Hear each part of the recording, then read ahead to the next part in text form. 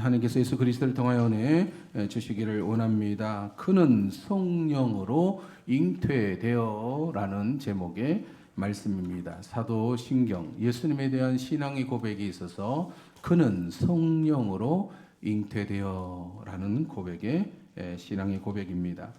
이 고백이 왜 그리 중요한지를 오늘 말씀을 통하여 살펴보도록 하겠습니다. 대강절 세 번째 주간입니다. 대강절이 어떤 절기라 했죠? 하늘에서 높으신 분이 강림하실 것이다. 대림절이라 하기도 하고 그런 표현을 썼죠. 하늘에서 큰 구원자가 우리에게 오실 것임을 기다리는 기간, 절기를 우리는 맞이하고 있습니다. 아기 예수님의 탄생을 기다리는 절기이기도 하지만 우리는 다시 오실 예수 그리스도를 기다리는 그런 절기이기도 합니다. 우리는 현재라는 시간은 예수님의 초림 사건과 앞으로 일어날 재림 사건 사이에 우리는 살고 있습니다. 예수님의 초림, 흔히 이제 아기 예수님으로 이 땅에 오신 때를 이야기하는데 그것은 이미 2000년 전에 이미 이루어졌습니다. 그리고 우리는 예수님의 재림, 다시 오실 날을 우리는 기다리고 있는데 아직 그것은 이루어지지 않았죠. 우리는 그 사이의 시간에 살아가고 있습니다. 그러면 이 시간 사이에서 우리가 해야 할 가장 중요한 일이 뭔가? 물론 일도 해야 되고 돈도 벌어야 하지만 요 사이에서 우리가 해야 될 가장 중요한 일은 예수 그리스도의 오심에 대한 기다림에 대한 믿음이 있어야 한다는 거죠. 바로 예수님 믿는 이 일이 가장 중요한 일이 됩니다. 왜냐하면 예수님이 오시는 재림하시는 그날에는 어떤 날인가 아직 이루어지지 않았지만 그날은 임하게 될 것이다. 그날은 예수님을 믿는 사람에게는 구원의 날이지만 예수님을 믿지 않는 자에게는 심판의 날, 예수님 믿는 사람에게는 영원한 하나님 나라에 들어가는 날이지만 예수님을 믿지 않는 자들에게는 영원히 멸망받는 유황불못 지옥에 들어가는 날이 되기 때문에 그럽니다. 그래서 요 기간에 우리가 해야 될 돈 버는 일이 중요한 것 같은데 그것보다 더 중요한 일이 예수님을 믿는다는 것은 예수님을 기다리는 그런 믿음이라 할 수가 있습니다. 따라서 이 4주간의 대강절 기간에 그리고 성탄절을 맞이하면서 우리의 관심사는 당연히 예수님에게로 우리는 초점을 맞추어야 합니다. 아기 예수님의 탄생, 이 초림의 사건을 알아야 다시 오실 예수 그리스도의 재림에 대한 기대치도 이어져 가는 것입니다. 그런데 성탄절이라고 했을 때 사람들이 무슨 화려함 또 어떤 여러분 성탄절의 장식을 가장 잘 꾸미는 곳이 어디입니까? 요즘 막 백화점이나 어떤 상점, 대형 마트에 가보면 이야 정말 화려하게 잘 꾸며 놓더라는 거죠. 교회는 돈이 아까워서 아니면 돈이 없어서 뭐가 달지를 못하는데 일반 백화점 거기에는 엄청나게 환영을 하고 있습니다. 그런데 중요한 것은 거기에는 누가 안 계시는 거예요? 예수님은 안 계신다는 거. 믿지 않는 사람들은 성탄절과 그 이어지는 연말을 맞이하면서 소비와 유흥, 어떤 물건을 사는 거와 재미, 어떤 파티 같은 그런 게 없나 여기에 초점을 맞추고 있습니다. 겉으로는 화려한 장식과 성경 캐롤이 울려 퍼지고 있지만 조명들이 반짝이고 있지만 그리고 각종 모임과 회식의 자리가 넘쳐나고 있지만 그 중심에는 예수님이 없더라는 것. 전혀 예수님과는 관계없는 일을 하고 있는 것입니다. 크리스마스를 앞두고 가족끼리 연인끼리 행복한 시간을 보내고 선물을 준비하고 또 사랑을 고백하고 있지만 예수님에게는 관심을 기울이지 않고 있더라라는 거죠. 사랑하는 성도 여러분, 따라서 우리의 신앙은 특히 이 대강절 기간에 더욱더 예수님에게 관심을 두는 것이 우리의 신앙임을 여러분 믿으시기 바랍니다. 우리의 모든 인생 과정에서 그래 해야 되겠지만 특히 또 어떤 갈망하는 기다림의 시간은 우리는 예수님을 향한 것이어야 하는 거죠. 예수님에게 집중해야 됩니다. 그러면 예수님은 누구이신가? 예수님은 왜 이 땅에 오셨는가? 우리가 왜 예수님을 믿어야 하는가? 계속 그 내용을 우리는 이어가야 하겠죠. 오늘 본문에서 예수님의 탄생의 비밀 속에서 우리가 왜 예수님을 믿고 또 예수님을 기다려야 하는지에 대하여 말씀하고 계십니다. 여러분 18절 말씀 한번 읽어볼까요? 18절 시작. 예수 그리스도의 나심은 이러하니라. 그의 어머니 마리아가 요셉과 약혼하고 동거하기 전에 성령으로 잉태된 것이 나타났더니. 아기의 잉태는 보통 어떻게 이루어지죠, 여러분? 남자의 씨가 여자의 몸에 들어감으로써 이루어집니다. 그 아기가 잉태되기 위해서는 이 자연 법칙을 어길 수는 없는 것이죠. 다른 방법으로서 아기가 잉태되는 방법은 없습니다. 물론 요즘 인공수정, 시험관 시술도 있지만 결국은 정자와 난자가 만나서 수정이 되고 모태에 착상이 되어 잉태되는 방법인 것이죠. 동일합니다. 이걸 예외적으로 적용할 수 있는 것은 정말 전무한 그런 상황이죠. 그런데 처음 아기 예수님이 이 땅에 오실 그 초림의 사건 속에 가장 중요한 메시지가 뭐냐면 예수님은 성령으로 잉태되셨다라는 그런 기록입니다. 요셉과 마리아가 약혼은 하였지만 잠자리 동거하기 전에 일어났던 사건이죠. 요즘은 약혼만 하면 함께 동거하거나 몸을 섞게 되지만 이들은 아직 그거 하기 전에 동거하기 전에 무슨 소식이 전해졌냐면 아기가 잉태된 소식이 전해진 것입니다. 어떻게 그것이 가능한가? 성령으로 아기가 잉태되었다. 이것이 어떻게 이해되어지는가? 예수님을 믿지 않는 사람 중에 딱 걸려 있는 게 이 부분입니다. 야, 무슨 성령으로 아기가 잉태된단 말인가? 이것이 예수님을 믿지 못하게 하는 가장 첫 번째의 사건이 되더라는 것입니다. 하늘을 봐야 별을 따지. 하늘을 보지 않았는데 어떻게 별을 따는가? 아니, 땡 굴뚝에 연기가 날 수 있는가? 이거는 과학적으로도 이성적으로도 도저히 불가능한 일이 아닌가? 어떻게 성령으로 아기가 잉태된단 말인가? 이 출발점부터 예수님을 믿지 못하겠더라는 것입니다. 그런데 오늘 본문에 볼 수 있듯이 예수님의 탄생에 있어서 가장 먼저 언급된 내용이 무슨 내용이라고요? 성령으로 잉태되셨다. 우리가 매주일 신앙 고백하는 이 사도신경에서 우리가 예수님을 믿습니다라고 하는데 그 내용이 있습니다. 무엇을 믿는가? 첫 번째에 대한 고백이 그는 성령으로 잉태되어. 그러니까 예수님을 믿는 사람에게 있어서의 첫 번째 고백이 뭐여야 되냐면 예수님은 성령으로 잉태되셨다는 사실을 믿어야 된다는 것입니다. 만약 예수님의 이 성령으로 잉태되던 사실을 믿지 못하면 그 다음 내용은 뻔히 하나마나인 것이죠. 그 다음 내용이 뭐냐면 동정녀 마리아에게서 나시고. 여러분 동정녀 뜻이 뭡니까? 동정녀 한자인데 어리고 순결하며 정절을 지킨 여자를 동정녀라는 말을 씁니다. 동정녀 한마디로 남자를 경험하지 못한 처녀라는 뜻이 동정녀인 거죠. 놀랍게도 구약 성경의 BC 700년경에 이사야는 앞으로 태어날 구원자는 처녀의 몸에서 태어나실 것이다라고 예언해 놨습니다.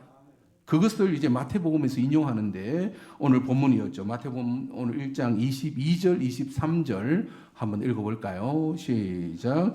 이 모든 일이 된 것은 주께서 선지자로 하신 말씀을 이루려 하심이니 이르시되 보라 처녀가 잉태하여 아들을 낳을 것이요 그의 이름은 임마누엘이라 하리라 하셨으니 이를 번역한즉 하나님이 우리와 함께 계시다 함이라. 하나님께서 사람들과 함께 하시는 방법으로 어떤 방법을 사용하셨냐면 즉 임마누엘 하시는 방법으로 어떤 방법을 사용하셨다고요? 처녀가 잉태하여 아들이 태어나는 것으로 하나님이 우리에게 이렇게 찾아오신다는 것입니다. 사람으로 태어나기는 태어나시는데 남자의 씨로 태어나는 것이 아니라 성령으로 잉태되는 방법으로 예수님은 이 땅에 오시는 것입니다.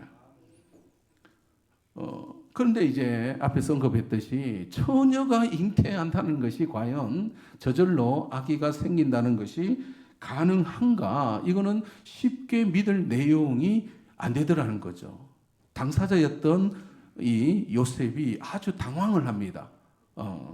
얼만큼 당황하냐면 아무리 마음이 넓고 이해심이 많은 남자라 할지라도 자기와 약혼한 여인이 다른 이의 생명을 잉태하고 있다. 여러분 받아들이시겠습니까? 받아들일 수가 없다라는 거예요. 그래서 이 요셉은 마리아와의 관계를 끊고자 한 것을 보게 됩니다. 19절에서 20절 상반절까지 한번 읽어볼까요? 시작. 그의 남편 요셉은 의로운 사람이라 그를 드러내지 아니하고 가만히 끊고자 하여 이 일을 생각할 때에 고민했다라는 거예요. 여러분 그렇지 않겠습니까? 약혼한 여인에게 아기가 있다니 이거는 남자로서 이건 도저히 용납할 수가 없었습니다. 그런데 이걸 드러내지 않고 가만히 관계를 정리하고자 이걸 고민한 거죠. 당시 유대 사회는 약혼한 여인은 이제 약혼한 처녀가 임신한 것이 알려지면 다른 사람의 아이를 가졌다라고 알려지면 이제 돌로 그를 쳐 죽이도록 되어져 있습니다. 그게 법이었어요. 이걸 명예살인이라 하죠. 너는 우리 가문에 이 엄청난 그 피해를 남겼다 해서 그 형제들이 그를 돌로 쳐 죽이는 아니면 마을 사람들이 일어나서 그녀를 죽이게 됩니다. 그걸 당연시 여기던 사회였어요. 여러분 오늘날에도 처녀가 아기를 가졌다라는 것은 엄청난 당황스러운 일이죠. 여러분의 자녀 결혼 안 한 딸이 어느 날 아기가 있다라고 말했을 때 얼마나 당황스럽겠습니까? 그 뒷일을 어떻게 처리해야 할지를 고민하지 아니할 수가 없는 것이죠. 요셉이 이 일로 인하여 엄청나게 고민하고 있을 때에 하나님은 또 천사를 보내시어서 무엇을 강조하고 있냐면 20절 하반절의 말씀 다시 읽어볼까요? 시작. 주의 사자가 현몽하여 이르되 다윗의 자손 요셉아 내 아내 데려오기를 무서워하지 말라. 그에게 잉태된 자는 성령으로 된 것이라. 또 무엇을 강조하고 있습니까? 성령으로 잉태되었다라는 것을 강조하고 있습니다. 사랑하는 성도 여러분, 지금도 이 땅에는 수많은 아기들이 잉태되고 또 출생하고 있습니다. 인류 역사상 그런데 남자를 거치지 않고 아기가 태어날 수 있는가? 그것은 오직 하나님의 성령으로 잉태되어 태어나신 예수님 뿐이시라는 것을 여러분 믿으시기 바랍니다. 사람들이 그걸 믿든 안 믿든 성경은 분명하게 예수님은 성령으로 잉태되어 태어나셨다라고 우리에게 분명히 말씀하고 계십니다. 예수 그리스도의 나심은 이러하니라. 분명히 성경은 성령으로 이제 잉태되셨고 처녀의 몸에서 태어나셨다. 동정녀 마리아에게서 나시고 우리가 사도신경에서 신앙 고백을 그렇게 하죠. 그는 성령으로 잉태되어 동정녀 마리아에게서 나시고 이거는 변하지 않는 신앙의 고백인 것입니다. 내가 믿든 안 믿든 저 사람들이 뭐라 믿지 않는 사람들이 야 무슨 그런 소리 하냐 이런 소리 아무리 한다 하더라도 이 사실은 변하지 않는 것입니다. 여러분 믿으시기 바랍니다.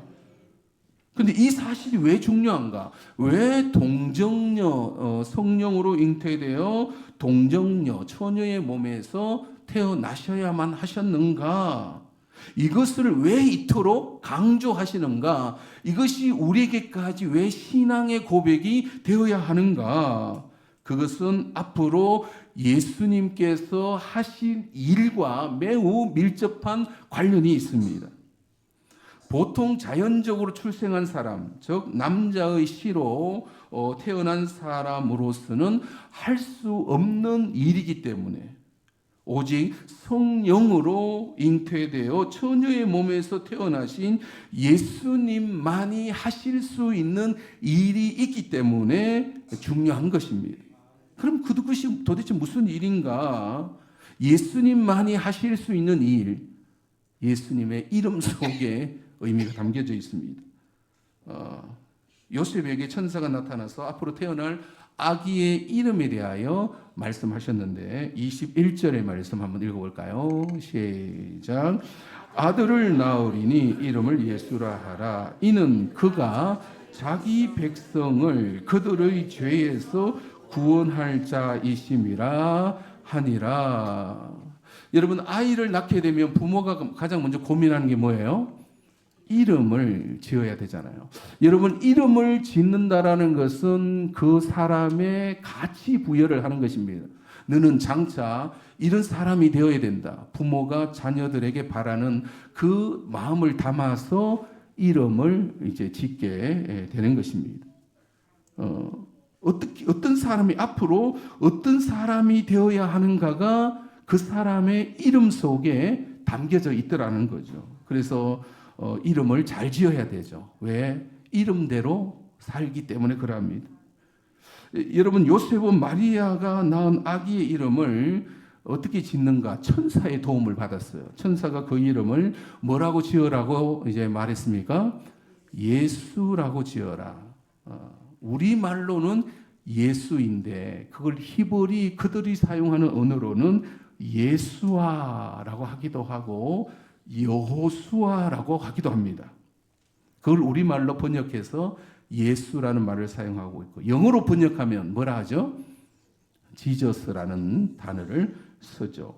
그러면 히브리어 예수아 그들이 사용했던 그 단어 예수아는 무슨 뜻인가? 단어 그대로 번역하면 구원자라는 뜻입니다. 구원자. 너는 앞으로 구원자가 되라. 이런 뜻인다는 거예요. 예수님을 향하여. 예수라는 뜻은 너는 장차 구원자가 되라. 이런 뜻입니다. 그러면 예수님은 장차 앞으로 무슨 일을 통하여 구원자가 되시는가? 그 의미 풀이를 했죠. 그 단어가 뭡니까? 그가 자기 백성을 그들의 죄에서 구원할 자의 역할을 해라라는 그런 의미가 되는 것입니다.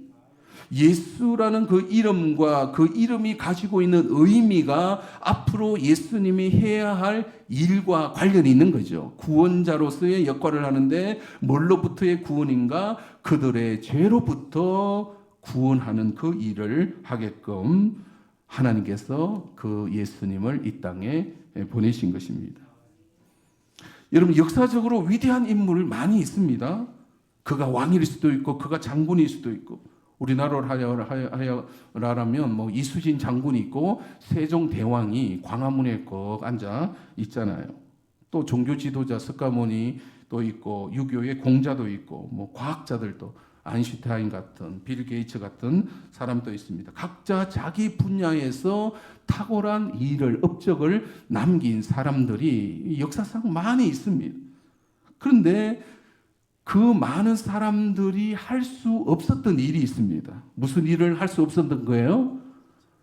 사람의 죄를 그들의 죄로부터 구원해내는 일은 할 수가 없었던 것입니다. 여러분 세종대왕이 그 일을 했습니까? 세종대왕은 무슨 일을 했죠? 한글을 만드는 일을 했잖아요. 이순신이 그 일을 했습니까? 이순신은 무슨 일을 했죠? 일본의 외구로부터의 침략을 막아내는 그 일을 했다는 것. 그러면 예수님이 하실 수 있는 일, 예수님이 어떤 일을 하기 위하여, 즉 예수님만이 하실 수 있는 일은 무슨 일이었다고요? 사람들의 그 죄로부터, 그들의 죄로부터 그들을 구원해내는 일을 예수님만이 하실 수 있습니다.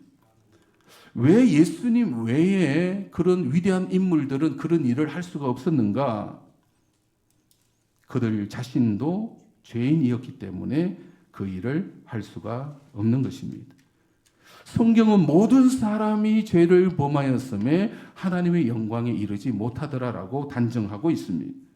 왜 모든 사람이 죄인이었는가?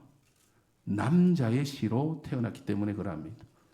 즉 아담의 후손이기 때문에 모든 사람은 죄인일 수밖에 없었던 거죠. 여러분, 아담이 하나님께 범죄함으로써 하나님은 뭐라고 명령하셨냐면 너는 흙이니 흙으로 돌아가게 될 것이다. 아담의 원죄로 인하여 그 다음에 아담의 후손들은 모두가 유한한 인간이 된 것입니다. 그래서 모두가 유한한 존재, 흙으로 와서 흙으로 돌아갈 수밖에 없는 존재가 된 것입니다. 저와 여러분들도 그런 유한한 존재로 살아가고 있습니다. 그것은 원죄로 인한 것입니다. 또한 인간은 불완전한 존재로 태어났기에 스스로 여러 가지 많은 죄를 짓게 되어져 있습니다. 인간은 본능상 죄를 짓게 되어져 있는 존재로 태어납니다. 그게 가장 큰 특징이 뭐라 했습니까? 이기주의인 거예요. 인간은 이기주의일 수밖에 없습니다. 자기 중심, 자신의 욕망과 욕심을 위하여 살 수밖에 없는 그러한 존재로 우리는 살아가고 있는 것이죠. 따라서 그 사람이 얼마나 유명하고 위대한 인물이었다 할지라도 뭐는 할 수가 없다? 다른 사람을 그들의 죄로부터 구원해낼 수는 없는 것입니다. 왜요? 나도 죄인이기 때문에. 자기 자신이 죄인인데 누가 다른 사람, 그가 어찌 다른 사람의 죄를 그들의 죄로부터 구원해낼 수가 있겠냐라는 것입니다. 여러분, 오직 이 일을 하기 위하여 이 땅에 오신 분이 계십니다. 누구이십니까? 예수님이 이 땅에 오셨음을 여러분 믿으시기 바랍니다. 예수님이 그 일을 하실 수 있는 것은 남자의 씨로 태어나지 아니셨기 때문에 그럽니다. 예수님은 죄 없는 분으로 이 땅에 오시기 위하여 무엇으로 잉태되셨다? 성령으로 잉태되셔야만 했던 것입니다. 남자의 씨가 아닌 성령으로 잉태되셨기에 남자로부터 아담으로부터 흘러온 이 유한성, 그 유한성에 거하지 아니하시고 예수님은 영원한 죄 없으신 분으로 이 땅에 오신 것입니다. 따라서 예수님이 죄 없으신 분으로서 무슨 일을 하신 거예요? 십자가에 그 죄를 담당하심으로 누구든지 그 예수 그리스도를 믿는 자는 자신의 죄를 그에게 의탁할 수 있는, 던져버리는 예수님 대신 지고 갈 수 있는 그 일을 하셨기 때문입니다. 이 사실을 믿으면 죄로부터의 구원은 이루어지는 것입니다. 여러분 믿으시기 바랍니다. 이것은 예수님만이 하실 수 있는 것입니다. 오늘 세례교육 두 번째 시간인데 어르신들에게 이걸 가르쳤어요. 왜 우리가 예수님을 믿는가? 내 죄로 인하여 예수님께서 십자가에 죽으셨기 때문에 그걸 받아들이는 자에게는 구원이 이루어지는 것입니다. 사랑하는 성도 여러분, 우리는 예수님에 대한 신앙의 고백, 처음으로 하는 신앙의 고백이 뭐냐면 예수님은 그는 성령으로 잉태되어 동정녀 마리아에게서 태어나셨다라는 고백입니다. 처녀의 몸에서 태어나셨다는 이 사실 여러분 반드시 믿으시기 바랍니다. 이것은 예수님을 믿는 믿음의 출발점입니다. 예수님이 누구이신가에 대한 출발점으로 예수님은 성령으로 잉태되어 처녀의 마리아의 몸에서 동정녀 마리아의 몸에서 태어나셨다 했습니다. 왜 그렇게 오셔야 했는가? 죄 없으신 분으로 우리의 죄를 대신하기 위하여 오신 것입니다. 예수님을 믿든 믿지 않든 많은 사람들이 믿지 않는 예수님을 왜 믿냐라는 예수님을 거부하는 사람들의 첫 번째가 바로 성령으로 잉태된 것을 안 믿습니다. 아무도 모르게 남자와 관계를 가졌겠지. 예? 남자가 있었을 것이야. 이런 전제를 가지고 있더라는 것이죠. 하지만 저와 여러분에 있어서 오히려 예수님이 남자의 씨로 인하여 잉태되셨다라는 것이 오히려 더 이상하게 들립니다. 여러분 그렇지 않습니까? 예수님은 성령으로 잉태되셨기에 우리의 구원자가 되실 수가 있었던 것입니다. 이 사실을 우리가 믿을 수 있게 된 것도 우리 안에 성령께서 거하고 계시기 때문에 가능한 거죠. 처녀였던 마리아 안에 예수님의 생명을 심어 놓으신 것도 성령이시고, 저와 여러분들 안에 예수님을 믿도록 예수님의 생명을 심어 놓으시는 분도 바로 성령께서 지금 하고 계시는 것입니다. 성령께서 우리 마음 안에 예수님을 믿는 믿음을 심어 놓고 계심을 여러분 믿으시기 바랍니다. 이전에는 그런 것들이 전혀 안 들리다가 이제는 막 들린다는 거예요. 이전에는 전혀 예수님에 대하여 관심이 없다가 이제는 예수님에 대하여 관심을 기울이는 사람이 된 것입니다. 그것도 예수님께서 내 죄를 위하여 십자가에서 죽으셨다는 사실을 받아들이는 자가 된 거죠. 우리 안에 예수님의 생명이 심겨졌음을 여러분 믿으시기 바랍니다. 누가 하셨다? 성령께서 우리에게 그 생명을, 영생에 대한 생명을 심어 놓으신 것입니다. 사람은 사람의 죄를 대신할 수 없기에 하나님으로부터 하나님의 아들 예수 그리스도께서 우리에게 나타나신 것입니다. 이 대강절날 또 아기 예수님의 탄생을 준비하는 이 절기에 우리의 죄를 대신하기 위하여 이 땅에 오시는 예수 그리스도에게 여러분 더 집중하시기 바랍니다. 성령께서 우리 안에 그 기쁨을 주고 계십니다. 하늘 문이 열리고 우리 안에 예수님의 생명을 심어 놓으신 그 성령 하나님, 우리는 예수 그리스도에게 더 집중하시는 저와 여러분이 되시기를 주님의 이름으로 축원드립니다. 우리가 찬양하며 한번 기도했으면 좋겠습니다. 우리 함께 기도한다는 것은 갈망이죠. 하늘로부터 우리에게 이 땅에 임하신 예수 그리스도, 내 안에 그 예수님의 생명이 심겨지기를 원합니다. 우리 함께 기도해요. 우리 함께 기도해 주 앞에 나와 무릎 꿇고 긍휼 베푸시는 주, 하늘을 향해 두 손 들고 하늘 문이 열리고 은혜 비추기 이 땅 가득 내리도록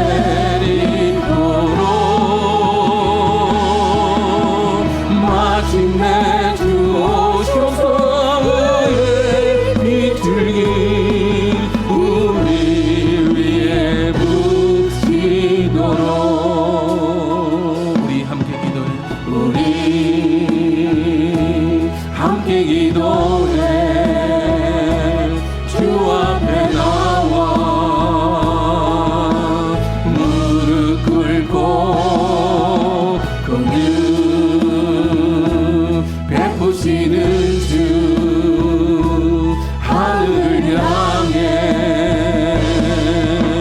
두 손 들고 하늘 문이 열리고